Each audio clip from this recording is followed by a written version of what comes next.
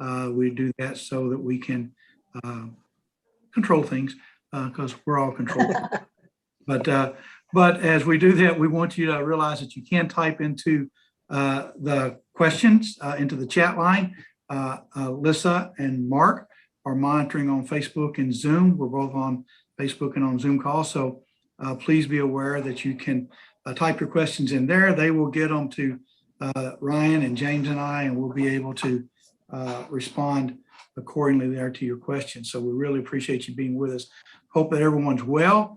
Excited to see the numbers popping up there that as people are coming in. We've got some really special guests with us here today. We're going to be chatting with some folks about a couple of tours. We've got Todd Salzwedel and folks from Lubbock, Texas in the Holy Land right now. We're going to do them first here in just a second because they're getting ready to go to dinner and then jump on an airplane to come home. They've had a good trip and are getting ready to return, so we want to do that.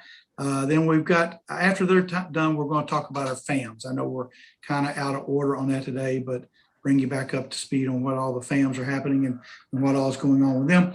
And then we have got special guests who just returned from our Alaska cruise. So we were sharing about how wonderful Alaska is and how much we enjoy going there. So we're really, really excited about that. We want to welcome you, give everybody just a second here to get logged in and everybody to join on so we don't get too far ahead of you. But James is in the studio there in Lakeland today, and James is going to be doing our interviews. And, you know, some of you probably realize the fact that we are going back and forth right now across the country. We're getting to visit some of our DTMs. And this past week, James and I got to go up north from both of us to, we were in Wisconsin and got to visit some folks up there. And I took James to what Todd and I, Todd Salzwedel there, consider the other Holy Land. So James, we visit Lambeau Field this week in Green Bay. I did. It was a great visit. I realized I didn't have enough yellow and green in my wardrobe, and I showed up in blue. And of course, they were playing the Lions, and that was not the thing to do. So I purchased immediately a yellow hat, Todd, and there you go. At least looked somewhat like it, until it rained, and I only had a blue poncho, of course. So I had to diversify my wardrobe. You know, what we've discovered up there, Todd, while we were there, and we'll talk about the other interesting thing in a little bit, but James has a lot of blue in his wardrobe, just a lot of blue. And so I wore pink just to help. James, we can take care of that. You know, the Packers are green like the earth and gold like the sun, my friend. Yeah, you know, Todd, I had my green fleece. I was coming to the frozen tundra of Lambeau Field, and it was 72 degrees. So yeah, right. my green fleece and my yellow Steelers shirt weren't going to work because I couldn't wear the fleece. I didn't want to wear a Steelers shirt thinking, I was coming 2 weeks early. So yeah, there you go. For the Steelers coming. So anyway, that was – so I ended up in blue, and that was even worse. Yeah, but yeah, so we're glad to have Todd with us today. And James, I think you want to chat with Todd and Jody and Robin here and introduce them maybe. Good. Good morning, everyone. We are delighted to have Pastor Todd Salzwedel with us. And Todd, I think you're in the olive tree right now, correct? We are. We're in the basement right now, finishing up our very last day. I have Jody and Robin with me, and yeah, we're down here doing this. We're going to go upstairs and pack and eat our dinner and get on the plane. So we're kind of hoping that, usually we ask preachers to keep it short. We're kind of hoping you keep it long, James. Okay. Yeah. So keep it long, so you have to stay longer there? That would be just fine with us. Okay. Well, Jody and Robin, thank you for also joining us today. Let me start with you, Todd, first. The group departed on the 20th. Israel reopened on the 19th. So first of all, I want to express our appreciation that you and I would say about half of your group that were to go on this trip hung on to virtually the last minute and got your booster shots and everything and continued on. So just so everyone knows here watching the webinar today, for a couple of days there, I think Todd and the group were literally the only group of Christian pilgrims in the entire Holy Land, if you can believe that. So Todd, tell us, how did you I mean, obviously, there's this new rule with the booster shot that may change going forward. But how did you manage that? Because that's I think the thing that we all hear the most about is we can't get them. This, that, or the other. People are concerned about that, the booster shot. So how did you manage it with your group? Are you Pfizer, Moderna? Can you tell us a little bit more? Sure, absolutely. And we did. Our group is supposed to be about double this size, and for a number of reasons. We had one planned this September, the trip we're on now, and one in May. And a number of folks were planning on doing the Jordan extension, and we couldn't do that. And so they moved over to the May trip. So it cut down the number of folks. We didn't find out. We held on as long as we possibly could. We didn't find out until September 2nd that Israel was going to possibly open up September 19th, which meant that we had to cram PCR tests and booster shots in very, very quickly. And so the way that we got the booster shots really was a group effort.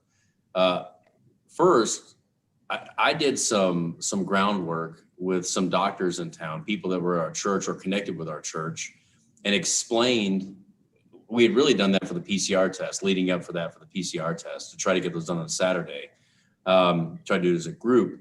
But whenever the requirement came for a booster shot, for those of us that would need it, we began to explain the dilemma, and some of them went to work with our Texas Health Department. And we also realized that where we're at in Texas, there's probably a little more independence there. There's more of an independent spirit than some other places in the country. But in the meantime, we had an email chain going around, and some of our group were able to go and get their booster shots by walking into pharmacies and just asking for it. And our pharmacists were very willing. I can tell you that some were not. I went to go get mine on a Friday, a few days after we found out. I'd set the appointment and said I was not immunocompromised.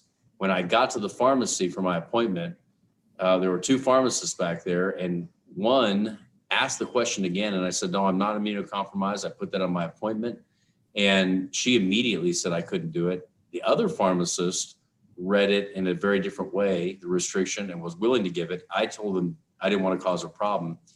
And some of us, we went to pharmacies in the evening, right before they were going to close down, and explained that we were getting ready to travel overseas, that we required a booster shot, and this is before the FDA had voted on anything, and asked them, do you have things you're going to throw out because you can't keep them overnight?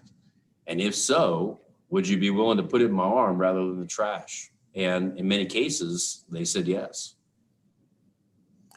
Well, it's just a testimony to you all getting it done, because that was before the FDA approved.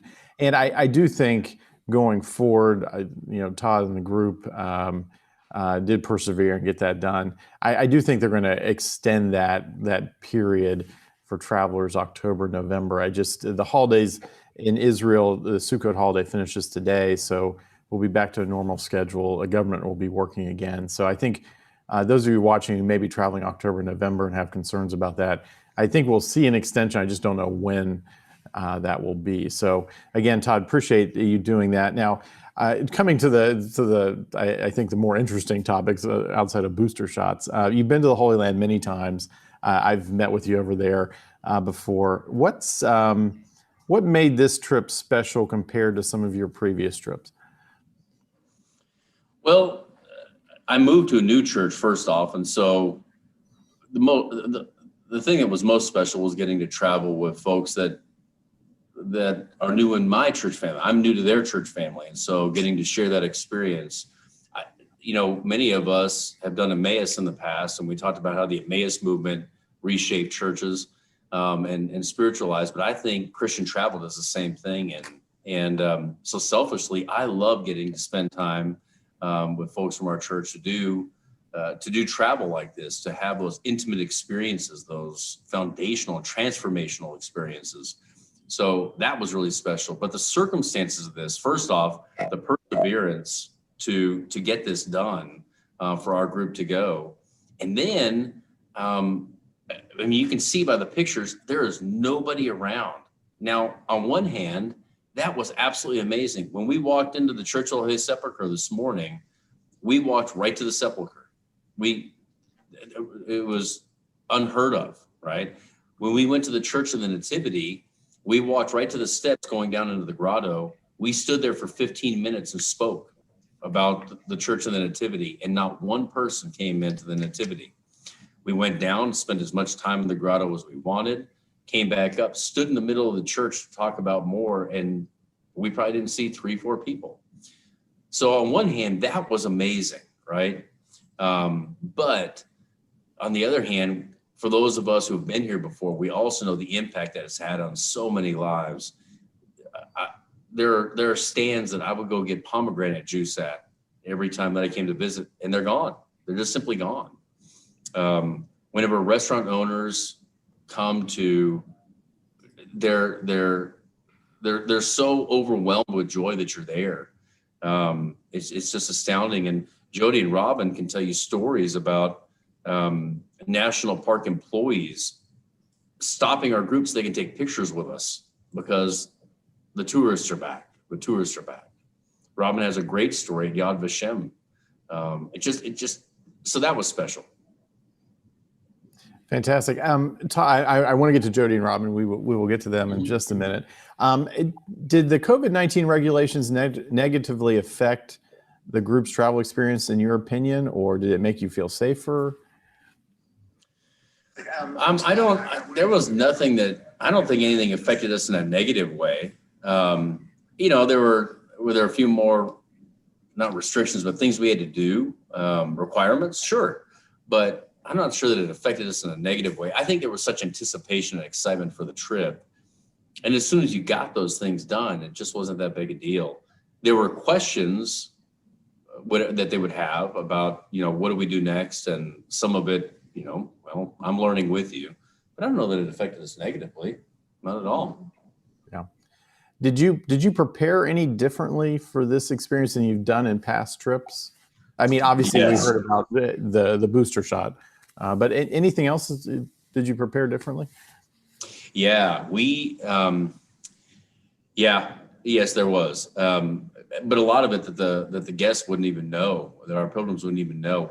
I did a lot more groundwork up front to try to make it as easy as possible for them to come in, because I knew that we were going to have to go through a number of extra steps, right? So contacting doctors, or when we get the travel permits and such, getting to the airport early and making copies for the ticketing agents so that not everybody else had to make copies of all that. So yeah, there was some different preparation, a little more organization that went on beforehand. But in the end, they were all steps that we took because we wanted them to have that amazing pilgrimage experience. So it was completely worth it. Yeah. One question that we've had come in, Todd, I just remember looking through the vaccine cards. Most of you, if not all of you, were Moderna. You received your vaccinations, your first 2 shots were Moderna. Did you all get Moderna as a 3rd shot as well? I can speak. Yeah. Yes. Well, I was Pfizer and my husband was Moderna, but we were one of the ones that went to the pharmacy, and because I thought I had to have Pfizer because I always heard you had to do the same thing. And when my husband walked up, the pharmacist pulled out a thing that said it's easy to mix and match, and some people think it's better. So he was Moderna and he got Pfizer. So they told us it was okay. Right. And your husband's still alive. He's not in Mine was Moderna also. Yours is Moderna. Okay. Yeah. So it is possible to get a 3rd shot of the Moderna vaccine. That was again a question from that. Jody, let me ask you: had you ever traveled to the Holy Land before? No, I had not. Yeah. So how was the experience? Oh my gosh. It was wonderful. You're talking about just getting through the airport and stuff and getting our shots. It wasn't hard at all. We just they were all organized. We got to the airport at Tel Aviv and we just got in line. They tested us and then told us if we were positive or negative right there. So it was an easy process and very organized. Right. So you did the finger prick serological Yes. test. Good. Yeah. And I think you all were the first Christian group to do that so far. So I'm really pleased to see that's working. And you had the results before you really left the airport. For the, Yeah, go ahead. Yes, we did. We had the results right then. Some of them told us right then, and some of them, it just took a few minutes and then they told them. So, That was the serontology. yes. Right. And the Oh, PCR yeah, by the next test morning. came the next morning, correct? Yeah, that's correct.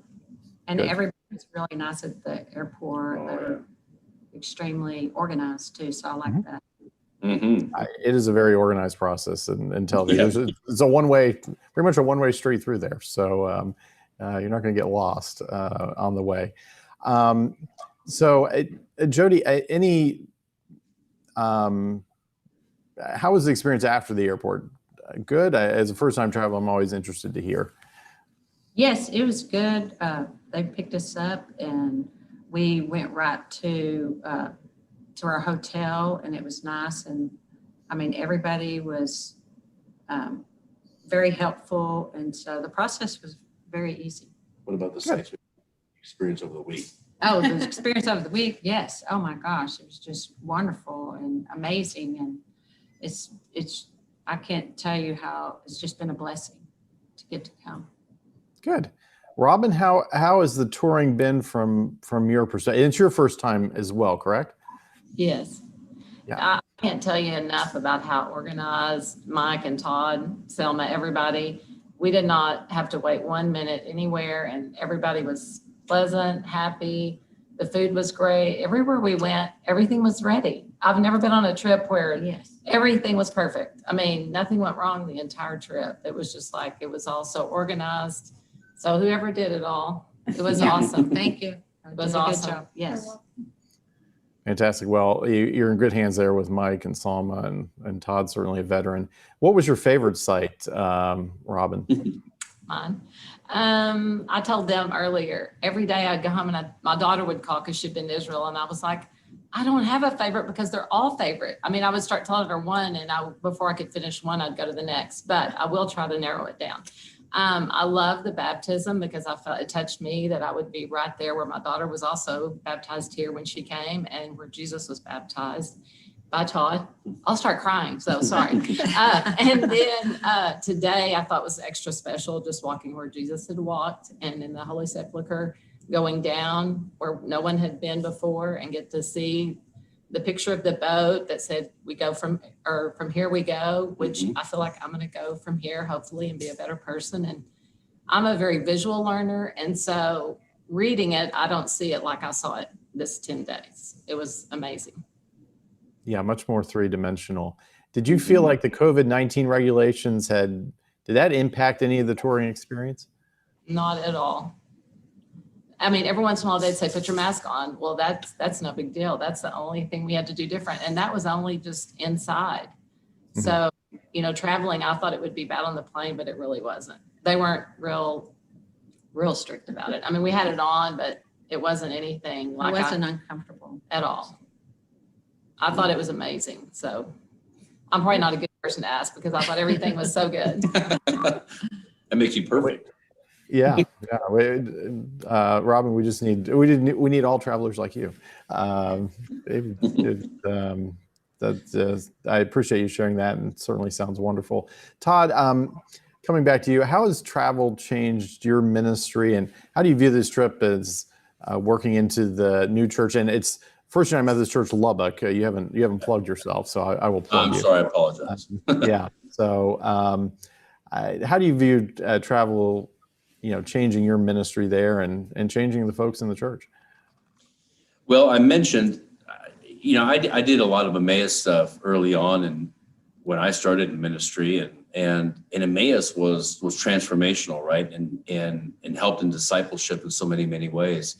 But one of the things that Christian travel has done, we're built for relationship, we're built for community. And so traveling together, you get to have these intimate experiences, kind of like going with on a walk to Emmaus, but in a much, it's way more amplified, and we share experiences that are going to be unique to us. This travel experience that we had this group, no other group that I've ever been with will have this experience. And I share similar experiences with trips I've done in the past, right? Times when my wife, Alice, has been traveling. Next May, I'm going to bring my son for the very first time. Those are all unique experiences. Well, the way that we get to touch hearts, that we get to experience those things together, and we remind each other, right? Kind of those inside jokes. And like many of you that have traveled, I know that when our groups go back to churches in the past, I'm sure it'll be the same here. Every once in a while, when we get a little sluggish, we'll have somebody yell, haba, haba, yalla. But those inside things, but it reframes. We all know that it reframes and reshapes how we understand scripture, the geography of the area, the timelines that go on. But more than that, more than just our past, but the experiences that we have with the people here and, all over the Holy Land, and reframing maybe some thoughts that we had, and maybe some stereotypes or ideas that needed to be broadened in our own minds and hearts. And I guarantee you that has happened on this trip. So. Yeah. Good. Jody, how has the trip changed you spiritually, do you feel? Well, I feel like it's brought me closer to God and Jesus, and just walking where Jesus walked, and sitting on the steps where Jesus taught, and being at every place. It's like everything you've ever read in the Bible, and then you're actually here. It's just been amazing experience. And I feel like it just changed you as you get closer to God. Robin, was there a biggest surprise for you that you were like, wow, I just, from reading the Bible to what it actually was there something there that was like, wow, I just didn't realize it was going to be like that? I know you're going to think I'm crazy, but everything. I mean, I was like, you can ask my husband. I'd go, I cannot believe we are seeing all this. I cannot believe we are doing all this, because I had no idea really. I kept my grandkids the week before, and I didn't really study what Todd gave us to study. I'll admit it. All right. Confession time. When I got there, it was like all like awesome. My word was wow and awesome the whole week to Mike. I was like, I would walk out of each place and I'd go, wow. I mean, literally everything was so good, and we could see it so well. We had people on the trip that had been 3 times, and they just said, y'all have no idea that you're getting to see everything so up close. They said they couldn't even get up to take pictures or see things. So I feel like we got the bird's eye view of everything everything in Israel that we saw. It was just amazing. And the food was wonderful. Oh. Everything we ate was wonderful. We don't know how to eat that way. We eat too much on the first course though. And by the third one, we are like, there's more? We didn't know. Yeah, no, all the salads and everything. Yeah, I oftentimes don't make it past the first course myself. So obviously there's still a lot of concern here, about the Delta variant and things. What would the two of you say to encourage others who have not traveled to the Holy Land to make the journey now? Well, I would just say not to worry. I mean, we wore a mask when they told us to wear a mask, and we felt really safe here, and everybody had their vaccines and booster, and we felt comfortable just like normal. So I would encourage everybody to come. It's beautiful here, and it's so spiritual, and you just want to be a better person and follow Jesus. I've really felt safer here probably than in Lubbock as far as COVID. I mean, because everybody, if you were supposed to have on a mask, had it on, and it wasn't a problem at all. I mean, I really was not worried at all because we did have the booster, but if you went in the building, you had it on, and if you were in the closed area, and then other than that, you're outside. So I really didn't see an issue at all with the COVID. I mean, I really was never worried one time. Yeah, me neither. Yeah. Todd, what would you tell group leaders who are maybe traveling in the next 6 months or hesitant to really restart again? Any words of wisdom to them? Well, I don't know about words of wisdom, but words of encouragement for sure. Is there a little more groundwork Potentially, sure, sure, but when we're trying to provide these amazing transformational experiences, that little bit of groundwork that you may have to do, talking with doctors and doing some preparation work in case you need to do booster shots and finding ways to not sidestep the system, but utilize the system in order for us to be safe, to be healthy. One of the doctors we worked with, for example, he got with a local branch of the health department, and he simply wrote orders that that anybody who walked in there, they were supposed to say, Dr. such and such wants these folks to have the booster shot for travel, for health reasons. And so you may have to do a little bit of groundwork ahead of time, but it's completely worth it. And wouldn't we do that anyway? It's just a little different step than we might do otherwise. And why put off the opportunity for us to have these amazing experiences together? We build relationships. We build, I didn't know Jody as well as I knew Robin. Jody goes to a different service in our church. And so I just didn't get to know her as well. I had more fun. They sat behind me and made fun of me, talked about the glare off my head when the sun would hit it. I told them it was holy. They didn't believe me, but what a blast. We should have fun with that. And so it's completely worth any kind of groundwork you have to put in up front. You won't Okay.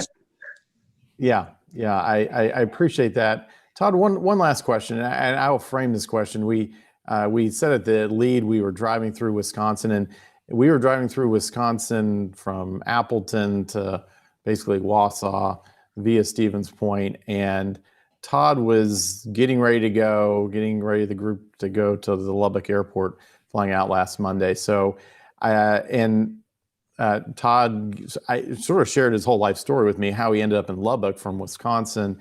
And it was a very interesting thing. But bottom line, Todd, I think to summarize, your father wanted you to see a bigger piece of the world.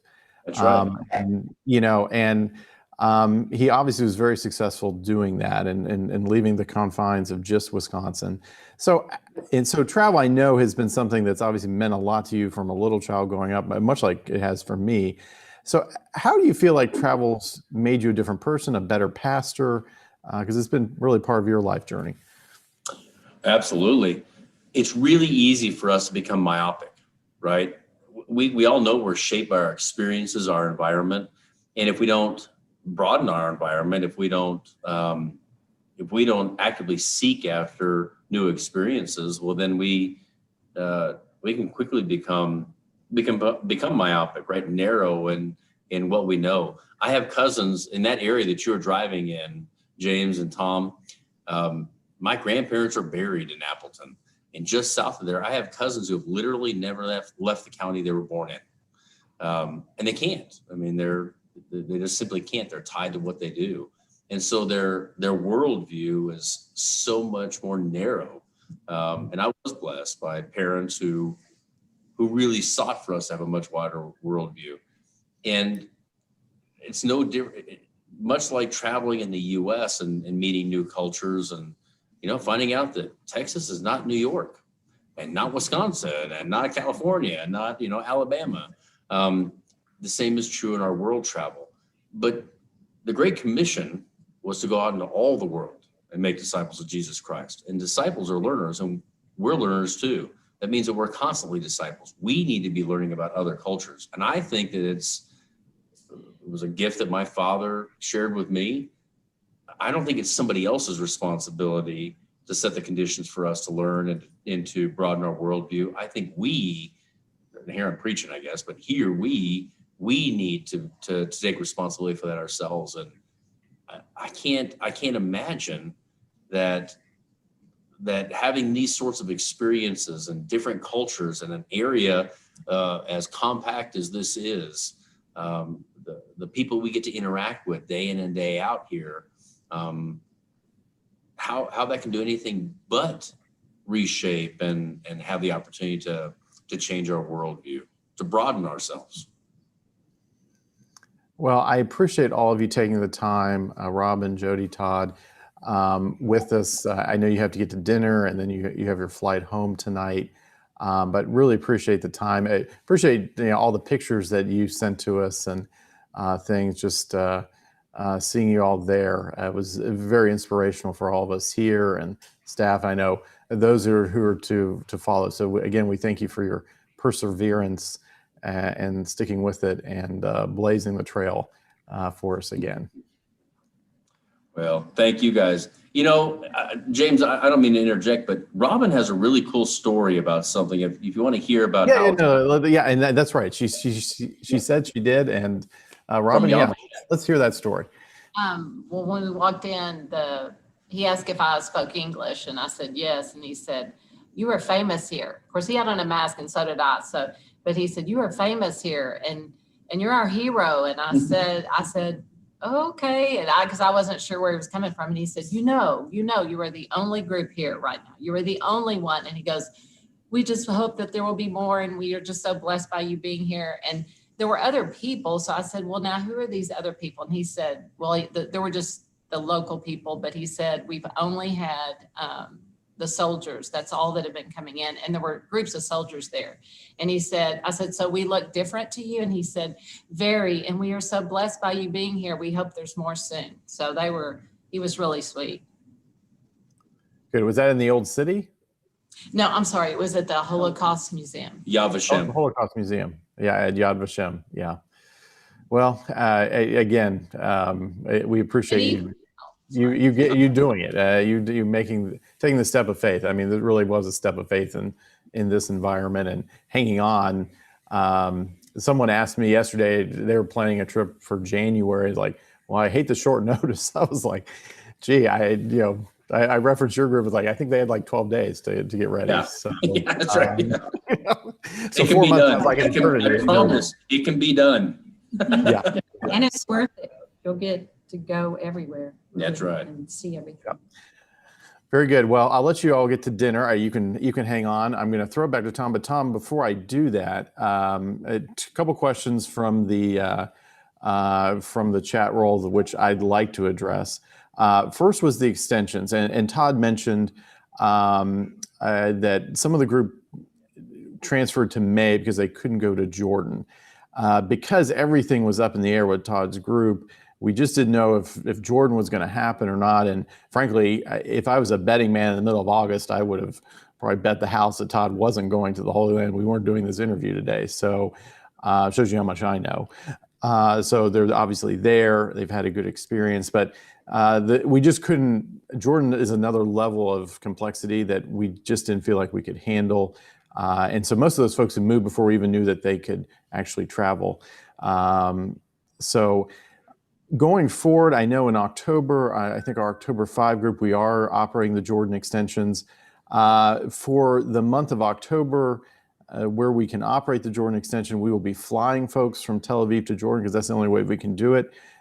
We are letting everyone that we can think of know that it'd be really great if they let us at least go one way out of Israel into Jordan via the Allenby Bridge or one of the other border crossings. I'll take any of them at this point, and make that work there. But for October, we're operating Jordan that way. Egypt is also going to fly down. So we will have extension groups operating here, I think, from our October 5 departures. So we hope to keep that going forward because we know a lot of folks want to do both destinations that they had signed up for, and we're trying not to disappoint anyone with that. So again, that's a fluid situation. Those of you who are tourists and have a group traveling, talk to your THAs about that, but that's the way we're handling it right now. And things are just happening later. We have to still get the permits. So the permit process is there. Everything through October 5 is we have permits for now, and we're working on the groups later in October.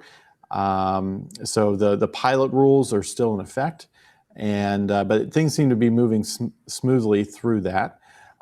You do have to give us a vaccine card with evidence of 3 shots if you've been vaccinated more than 6 months. I do anticipate that may change to 8 or 9 months here soon. So don't get discouraged, but as you can see, if you sort of have a will, you can find a way to get get the third dose if you need to, even the Moderna dose. And then the other question that we had related to exceptions to the vaccination rule if folks can't get vaccinated.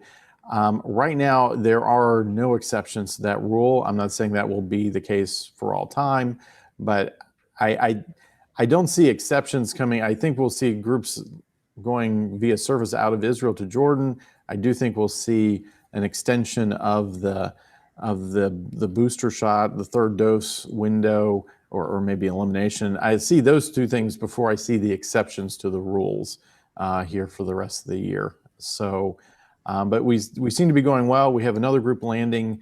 They should have just landed actually in Tel Aviv, and we have another group leaving tomorrow. So, and we have a group on the 2nd, a group on the 4th, and a couple groups on the 5th. So folks are returning to the Holy Land, and we're very excited about that. Very excited about the experiences they're going to have. And, you know, if you're out there and wondering if you can do it, just know that you can. So, Tom? Thanks, James. Well, a couple of questions that popped up there that Ryan didn't put onto your into your ear feed there simply because he was not trying to interrupt. First of all, Todd, you did say that you had dinner with Hana Nissan, right? And so that means that you did go to the West Bank, Jordan, Jericho, Bethlehem, no problems there, right? Sorry, we got muted. There were no problems going in. We went in, we had no problems going into Bethlehem. Went over and had dinner there last night. And so no problem at all. Just have they do ask that you wear your mask whenever you go across the border, across the separation fence, especially when you're coming back. And you have to have your passport, but no big deal. Okay.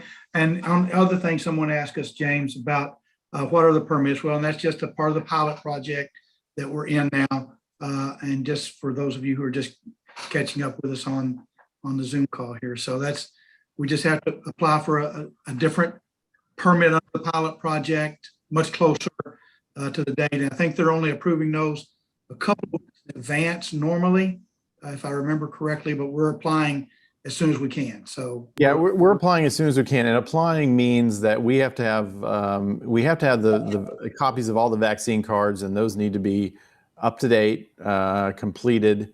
Obviously passport information, of course, but we've got to have everything. We can't have exceptions to that rule. So we have to have everything in place. Then we send it to the Ministry of Tourism in Israel.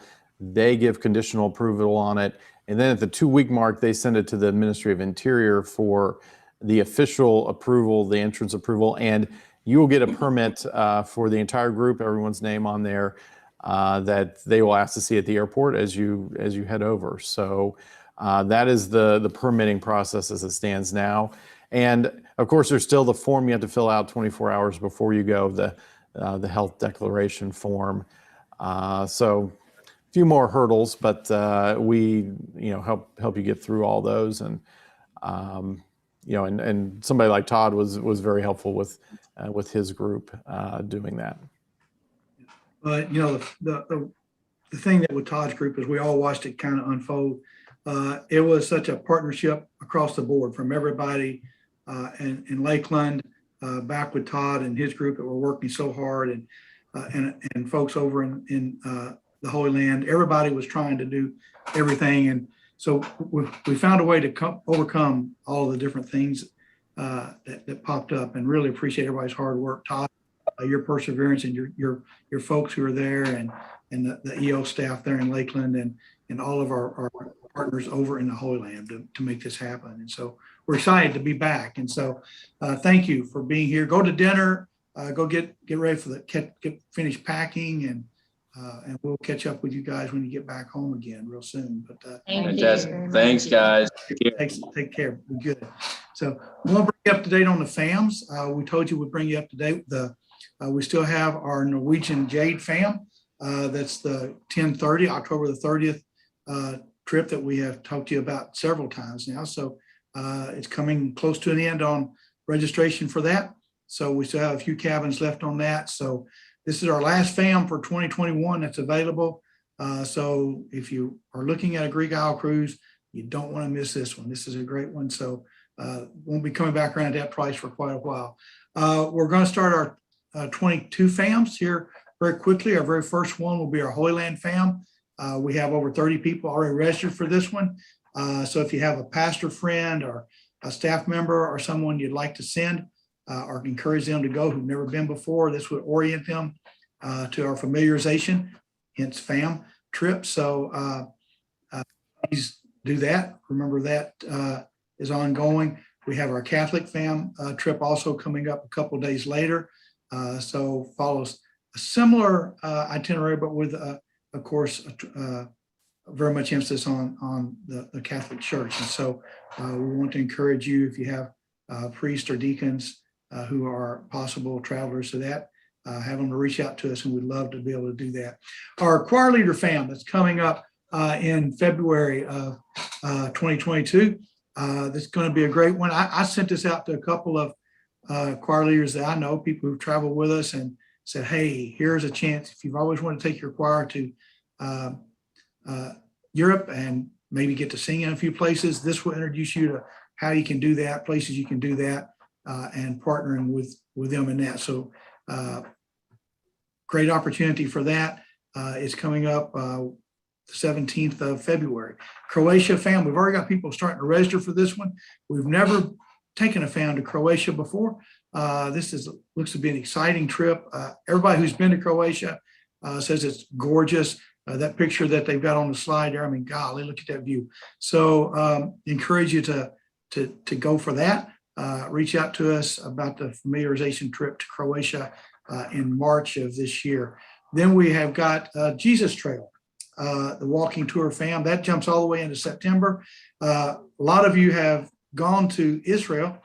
Some of you have walked a little bit of the Jesus Trail. You might have been down to Arbel, or you may have gone down to St. George's Monastery or someplace, but this would give you a little bit more of an opportunity to explore that and see that. As we told you before, we're working to design 6 different walking tours over the next 3 years. So we're really excited about this one. We've got a couple of folks jumping at the bit. I won't mention Lynn Barton or Jim Fraser's name, but they both want to go on this one with us and help be a part of that. So that one's coming up. Then we have the Camino there in Portugal with a Portugal pre-trip on that one too. So it's a great looking trip in October. So they will be one after the other next fall if you want to sign up for those and get oriented to that. We are really excited about that. We have a Greece FAM that we've got scheduled. It's going to be coming up next November. It should be online by the end of the week. So if you have been wanting to go to do Greece, this will be your chance to do that Greek FAM trip in November of 22. Then we are also working together on our England and Wesley FAMs. And then we are also doing Turkey in 22. So we're going to have a whole spate of FAMs for you to try. We'll be getting out information, brochures and stuff about those so that you'll be able to get oriented and choose which one suits your travel plans, where you'd like to go to get more oriented to what we offer there, what we can offer, what we can do, and then come back filled with excitement and enthusiasm, like to register all your people and let them have that same experience. So we hope that you'll look those over and start registering for those very, very soon. We'll get back to James because he's going to introduce something very special for us here. So, James, you got to ask Todd and everyone there their favorite events. So in our Wisconsin Holy Land trip to Lambeau Field there, I'm a Green Bay Packer fan, folks, so just in case you don't know that. So I've always considered that a very special place. What was your favorite thing? Was it the lack of cows that we didn't see in Wisconsin, the cheese curd, we inspired the rider team to victory? I mean, what was it for you? Yeah, not having any cows was disconcerting, but I brought, Tom knows, I think I must have brought 15 pounds of cheese home, which I actually just put in my check bag, made it home fine. And, everybody wants to know where I got that cheese from. So that was definitely a hit, Tom, for those who didn't go. But yeah, Lambeau Field was great. Obviously a lot of history there. I'm a big history person.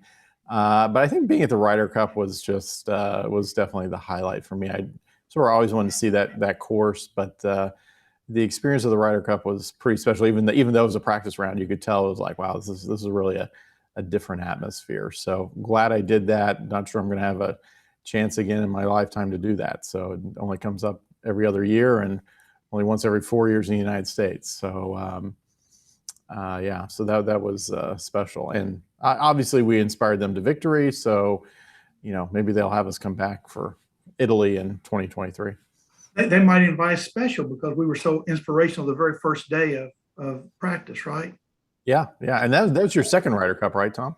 That's my second Ryder Cup. Yes, sir. And right now you're 2-0 because they won in Valhalla in 2008. They won in Valhalla. Yeah, when I was there at Valhalla, they won. So the Americans might just start to pay me to travel with them. I hadn't thought about that. Yeah, maybe. Rabbit foot or something. Exactly. I don't want to take just my foot like they do the rabbit, though. I want to be the whole, So I think we got a special video coming up, right? We do. We have a testimonial video from, we just had our first Alaska cruise go in the middle of this month. So they just came back, I think, late Friday night, or most of them did. So we do have video footage from Alaska and our group that was there. We've had a great time on the Ovation of the Seas in this Alaska trip. I was curious to see what it was going to be like with the COVID restrictions, but it has been great. In fact, if I could get back on the ship tomorrow and go for another week, I would go without any hesitation. We have eaten too much. We've been to 7 different performances in the 2 theaters. We have been on the ripcord parachuting. We have been on the bumper cars. He's not a very good driver. No, and neither one of us are real good at the ripcord. I did learn if you look down, you crash head first into the supports, but it was good anyway. Boarding the ship was very easy, although there were multiple steps where they checked our cards, made sure we were vaccinated, but there was not the long queue lines. We walked up, and it's all electronic. The cards, you don't have to wait in line to get your cards. They're waiting in your stateroom for you. The service and the staff on this ship has been probably the best service we have been on for cruises. Some of the changes that they made for COVID actually are things I wish they would do permanently. For example, in the Windjammer Cafe, you simply point to what you want and a server puts it on your plate. A server puts the salad dressing either on your salad or in a bowl for you. We were kind of a little iffy at first whether it was too soon to get back on the water, to get back out. Royal has been fantastic in terms of how they've been maintaining distancing, cleanliness. Coming on this cruise has been a spiritual rejuvenation. It's been a wonderful time just to sit back and watch the orcas and the humpbacks, and on our land cruises be able to walk with the wildflowers and the autumn leaves and feel my spirit lifted. Somehow they've done some technological changes that I think they were going to do anyway, but they've speeded it up, and really it's made it more pleasant. For example, they have the Royal Caribbean app, which you download before you go, and you can do most of your check-in, your health questionnaires online. We did everything we wanted to do and more in town. We didn't do a ship excursion, we did our own. And there was no place we could not go where we had planned to see or go or do. If you've been thinking about it, if you've been worried about it, wondering about it, if you're on the edge about whether or not to take the risk to come, call the EO office, call one of the tour host persons, and you get booked. Get one of those cruises. You will love it. It is amazing, and I can't tell you how much fun we've had, and can't wait to get on our next one in a few months from now. So enjoy, come see the weather, come see the world. It's beautiful out there, and join us on our next trip. Well, that's a little bit of the Alaska cruise and the experience, and I think we have Becky Rutland here with us today. I see her there on the screen. Becky was in the video. Becky, I didn't realize you did the whole ripcord thing. It looked like you were having some pretty interesting times there. Well, we were really fortunate, and one of the great things about the app is that it tells you on a particular day all the options for entertainment that are available at that particular time. And we got back from off the ship, and it said complimentary ripcord available. I signed us up, told Bob, we've got 5 minutes to get to the ripcord. He says, "What's that?" So we had a great time. It was great. Good. I obviously had a great time. We could see that in the video. And you've been to Alaska before. Was it anything else stand out to you differently cruising this summer? Well, of course, it's a lot less crowded, both particularly on the ship because it's only 50% capacity. So there are tables that are vacant. You had no lines, no waiting anywhere, both boarding the ship. At guest services before, I can remember when we had a problem, sometimes you would wait, seemed like a long time at that long line. And we went to guest services, I guess 2 or 3 times. There was never more than maybe one person ahead of us in line. Part of that is because the app enables you to take care of many of those questions simply yourself. But also they have worked very hard in making service available, easily accessible for all. I also like the fact that on previous cruises, sometimes when I had an issue with my phone or computer, I had to go to the computer lab, which had to be open at a certain time to get advice. Now what they have is they have kiosks available in the mall with tech support people. They've also trained all their guest services people to be able to help with most questions. So it was easy to be able to quickly get answers and for somebody else to figure things out for us. So I've heard the app now several times. So for you, that is now a necessary part of cruising. I mean, it made life much simpler. Yes, it did. You download it and it upload your information, or they upload it ahead of time. So the check-in is almost done before you'd have to send it to a desk and do a lot of that kind of stuff. All of that's done online beforehand, which was very helpful. The other thing is that the app has a service called messaging. And if you're traveling with a group of people that you want to know where they are and what they're doing, it enables you to chat back and forth without having phone servicing. You pay a little bit of extra for that, but I'm looking forward to this with a family cruise because, somebody can plan to go play ping pong or whatever, but then they get there and the table's full or whatever. And you can see where people are if they choose to let you have that information. You can even send a message to the whole group. And I think that's just really cool. Yeah, I think during this slow down time during COVID, I know it sounds like Royal Caribbean's done a lot with their technology. I know we've done a lot. So technology just will play more and more a role in travel going forward. Becky, I know from your experiences, you were on a cruise when COVID actually happened in March of 2020. So you were on one of those cruises that took you a while to get back to the United States because no one wanted to let you in, I think, as the story went. So I, one of those, and I believe you even caught COVID maybe at the end of the cruise or when you came back. I mean, were you concerned any about getting back on a cruise ship now after having that experience? Actually, no. First of all, I feel that our vaccinations do protect us, and the safety precautions and the health precautions are such that I felt far more protected on a cruise ship than I do in my hometown going to Publix or even to church.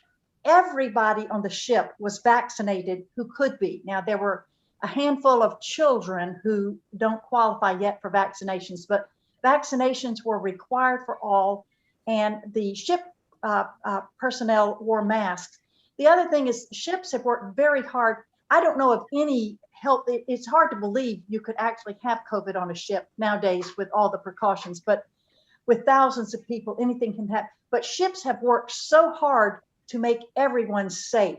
If you have a health issue, they come to you in your room. There's no walking to the infirmary involved.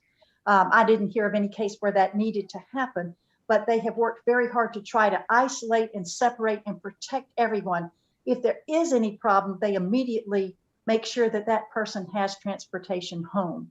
Um, uh, so, so I think it's an extremely safe environment, and certainly the cleanliness and the hand washing and the way they have made sure that the spacing of the tables, they have made it a very safe environment for all. Did you take any particular preparations before you traveled out to Seattle for the cruise ahead of time? Well, of course, you're required to have a test. In this case, it was just an antigen test. Bob, my husband, wanted to be sure we had everything we needed, so we did both the BCR and the antigen test. But those are easily available from, in most locations, from either your CVS pharmacy or from public testing.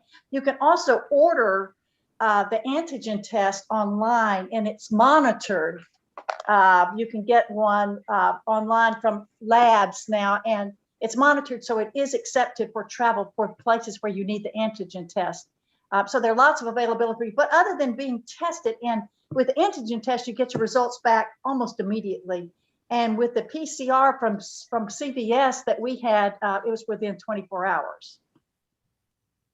Good. And the boarding process, I obviously did a lot on the app ahead of time. How was the boarding process? It was so smooth. Before, there were long lines. Here, before you showed up, you selected a time you wanted to board. Like ours was 12 to 12:30. When we got there, after showing our vaccination cards and our PCR test results, then we immediately went inside, and there was maybe one couple ahead of us in line. So we were eating lunch on deck within 20 minutes of arriving at the port, which is, can't really complain about that. No. Now, Becky, I know you're big celebrity cruisers, but this is Royal Caribbean. Which ship was it again? This was Ovation of the Seas. Ovation of the Seas. It's in that quantum class, I know. So how did you find that ship versus Celebrity, some of those cruises you've been on? Well, I found them very similar. And in fact, Royal has stolen from Celebrity. They are the same company, of course. Some of the things they do, for example, in the menu, one of the things I liked about Celebrity is having those most favorite things like the New York strip steak and the shrimp cocktail and so on available every night. And Royal now does that too. They have 6 or 7 options that change every night, and then you have 6 or 7 most favorites that are always there. The man who sat in a table next to us on the last night of the ship had a New York strip steak, 2 lobster tails, and prime rib.